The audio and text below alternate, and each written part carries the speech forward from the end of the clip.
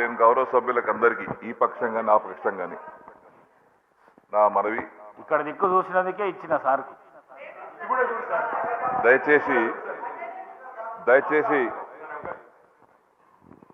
సభా హుందతనాన్ని మనం అందరం కాపాడుకోవాలి. ఎందుకంటే చాలా మంది కొత్త సభ్యులు వచ్చారు.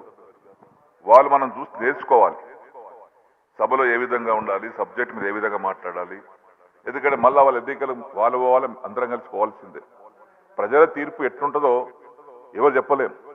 మీకు అక్కడ ఇచ్చారు, మీరు కూర్చున్నారు, ఇక్కడ మేము కూర్చున్నాం. తప్పు చేసినా చేయకపోయినా ఒక్కోసారి శిక్ష పడుతుంది. కానీ ప్రతిసారి మీ వాళ్ళట్లా మీ వాళ్ళు ఇట్లా ఈ ఉందాతనం సభలో ఒకరినొకరు తిట్టుకోవడం మంచి పద్ధతి కాదు. అవసరమంటే బయట తిట్టుకోండి, సభా సమయాన్ని వృధా చేయకండి, సబ్జెక్ట్ మీద మాట్లాడండి.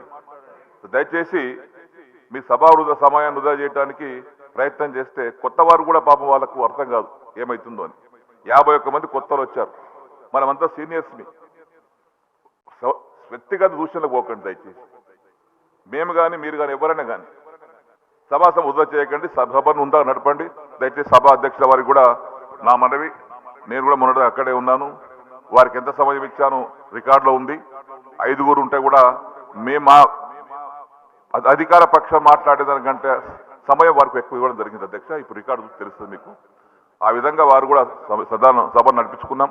ఇప్పుడు కూడా మీకు సహకరిస్తాం. మేమందరం కూడా సభ సజావుగా జరగాలి, మంచి ఫలితాలు అందాలి, ప్రజలకు మంచి మెసేజ్ పోవాలి. కానీ ఈ యొక్క వ్యక్తిగత దూషణలను చేసుకోవడం మంచి పద్ధతి కాదని మరొకసారి వారికి విజ్ఞప్తి చేస్తూ తమరికి ధన్యవాదాలు చెప్తున్నాను.